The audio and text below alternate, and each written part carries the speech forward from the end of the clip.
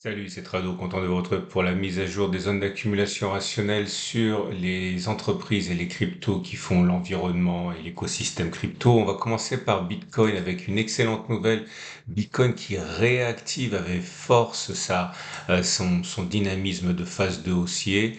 Cette phase de haussière est valable tant que l'on reste au-dessus d'une moyenne mobile à 30 semaines qui monte avec des pics qui sont ascendants et des creux qui sont ascendants. Et regardez, on n'a jamais clôturé plus haut cette année que le niveau actuel. On est allé plus haut, mais on n'a pas clôturé plus haut. Regardez une fois de plus comme la zone des 38 534 850 a été l'objet d'achat important. Bitcoin est vraiment suivi de près, en particulier les zones de support qui constituent aussi des zones d'accumulation pour moi. Et comme on peut le voir, pour l'instant, pas de doute, on est bien en phase de haussière pour Bitcoin. Je vous le montre une fois parce que après ça va être aussi, ça va être plus long, mais trop long, mais n'hésitez pas à le faire vous-même. Regardez les bougies Akinashi, ok? Les bougies Akinashi maintenant sont vertes avec une absence de mèche basse. Ça veut dire que c'est très haussier et qu'il est plus plausible que l'on continue de monter plutôt que l'on ait fait les plus hauts. Vous avez un tutoriel. Je dis une fois pour toutes, en dessous de cette vidéo, une série de tutoriels que j'ai fait pour les zones d'accumulation rationnelle, comment les tracer, les supports, les résistances, comment lire un graphique, les moyennes mobiles, bref, un ensemble de tutoriels que j'ai fait spécialement pour Cryptcool et que vous pouvez utiliser si vous découvrez afin de devenir complètement autonome pour vos propres cryptos. Il y a également un tutoriel Weinstein en dessous de la vidéo, hein. Donc on est en phase haussière, mais on n'est plus en zone d'accumulation rationnelle sur Bitcoin pour l'instant. On passe à l'Ethereum. L'Ethereum est également en phase 2 haussière. On n'est pas là non plus, enfin on n'est plus en zone d'accumulation rationnelle. La zone d'accumulation rationnelle a été touchée la semaine du 1er janvier, également la semaine du 11 décembre, mais là on n'a pas réussi à la retoucher. Et là aussi, on n'a jamais clôturé aussi haut que sur ce niveau depuis plus d'un an.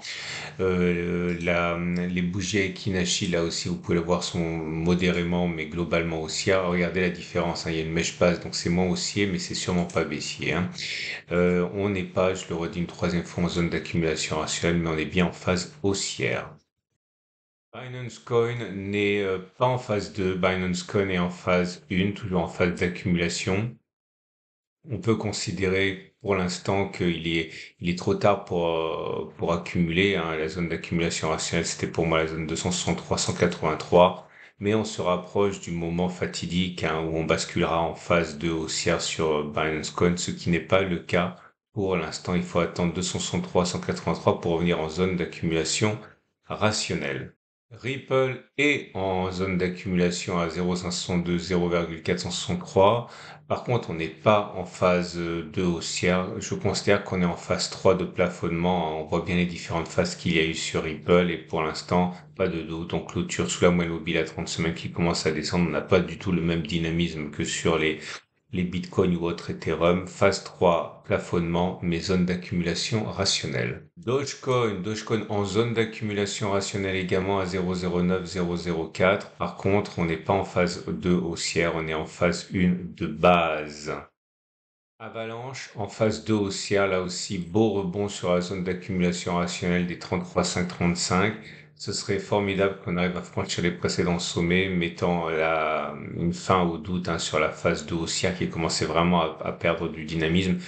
J'avais expliqué la semaine dernière qu'on était toujours objectivement au-dessus d'une moyenne mobile à 30 semaines qui monte, donc objectivement avec une phase haussière, mais qu'il y avait une suspicion de basculement en phase 3, de plafonnement sur beaucoup de cryptos, notamment Avalanche. C'est pas terminé, on peut douter encore un petit peu, et pour lever ce doute, il faudra inscrire des sommets croissants. Donc pour l'instant, on va dire que le doute s'éloigne par rapport à la phase 2 et qu'on n'est plus en zone d'accumulation rationnelle. La zone d'accumulation a été touchée, c'est 33,535 $.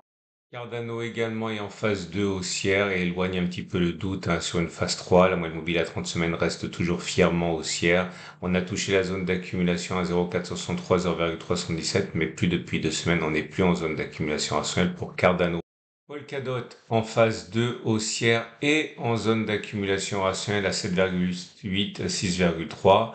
Malheureusement, le pendant de cette zone d'accumulation rationnelle, c'est que on n'arrive pas à décoller verticalement comme on l'a fait pour d'autres cryptos. Donc le doute de basculement en phase 3 est plus important pour Polkadot que pour Ethereum ou Avalanche, par exemple. Mais si on regarde les choses de manière optimiste, on est en zone d'accumulation rationnelle tout en étant en phase 2 haussière. Regardez Solana qui démarre sur les chapeaux de roue, hein, qui redémarre sur les chapeaux de roue 2024. On est en phase 2 haussière. On a bien rebondi sur la zone d'accumulation rationnelle des 79-64 dollars. Malheureusement, on s'en est éloigné. On n'est plus en zone d'accumulation rationnelle pour Solana. Mais on est bien en phase 2 haussière. Elrond en phase 2 haussière et globalement en zone d'accumulation rationnelle à 55,48 dollars. AV n'est pas en zone d'accumulation rationnelle et semble s'avancer désespérément vers une phase 3 haussière. On préserve les apparences en rebondissant cette semaine-là. J'ai envie presque de rajouter une zone d'accumulation rationnelle ici, qui est une petite, ce qui donnerait un petit peu d'optimisme. Bon, elle est modérée, cette zone d'accumulation rationnelle. On va lui donner une valeur. Elle est comprise entre 88 et 77. Donc, si vous croyez au potentiel de AV, c'est le moment d'accumuler. La prochaine, c'est ça, 72,44 dollars. Par contre, encore une fois, le rebond est très, très mou sur AV. Et la plus belle, c'est Chainlink qui m'a été demandée par une fidèle de mes formats. Rien à dire, hein. Des sommets croissants, une moyenne mobile à 30 semaines fièrement haussière. Chainlink est la plus jolie des cryptos analysées aujourd'hui. Prochaine zone d'accumulation rationnelle, 12,5 dollars. On va passer maintenant aux entreprises qui font l'environnement crypto. Et je vous rappelle que ce format vous est proposé par mon partenaire Cryptcool qui vous permet d'accumuler Bitcoin et Ethereum dans les meilleures conditions de simplicité et de sécurité, en garde froide, non connecté à l'internet, donc non piratable, comme beaucoup se font malheureusement pirater à travers leur connexion à internet. C'est pas le cas ici avec la technologie accumulée sur plus de 10 ans de stockage d'or appliqué aux cryptos. Vous avez un lien en dessous de la vidéo. Je vous rappelle que c'est également Cryptcool sur sa chaîne, hein, qui propose mes tutoriels rapides de quelques minutes pour maîtriser les concepts de base que j'utilise et surtout devenir autonome. En lien en dessous de la vidéo, on passe donc aux entreprises, notamment MicroStrategy qui rebondit. Regardez là, depuis la zone d'accumulation, c'est fou cette semaine. Tout le monde s'est jeté sur les entreprises, plus 30% pour MicroStrategy depuis la zone d'accumulation des 508-450. Malheureusement, on n'est plus en zone d'accumulation rationnelle, vous l'aurez deviné. Marathon Digital, pareil, regardez ce rebond. On est depuis la zone d'accumulation rationnelle, on a rebondi de 31%. On n'est plus en zone d'accumulation rationnelle, mais on est bien en phase de haussière. Riot Platforms, pareil, même traitement, mais on n'est pas en phase de haussière, on est en phase 3, mais on n'est plus en zone d'accumulation non plus, avec une progression de 30% pour Riot Platforms depuis cette semaine, depuis la zone d'accumulation des 12,186. Coinbase rebondit également sur les zones d'accumulation rationnelle. Alors, il y en a eu même deux, 130, 119 et 114, 105.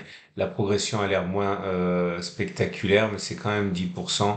On est peut-être en train de revenir en situation, enfin on n'a pas quitté la phase 2 haussière, on était simplement en période de doute, mais peut-être qu'on réactive une vraie bonne dynamique. Et puis regardez la plus belle cette semaine, c'est CleanSpark qui s'envole à de plus de 68% une semaine depuis la zone d'accumulation rationnelle des 7,77 dollars.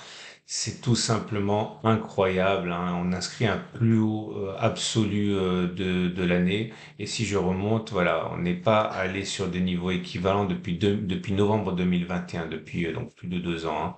Donc c'est vraiment la star des entreprises que j'analyse cette semaine. Mais malheureusement, vous l'aurez compris, on n'est plus en zone d'accumulation rationnelle. Voilà, on a fait le tour. Si vous avez aimé ce format, vous pouvez le liker, vous pouvez également vous abonner pour ne pas louper les mises à jour. Les mises à jour, c'est tous les dimanches soirs, lundi matin. Et je vous souhaite une excellente journée et donc à tout de suite pour d'autres vidéos.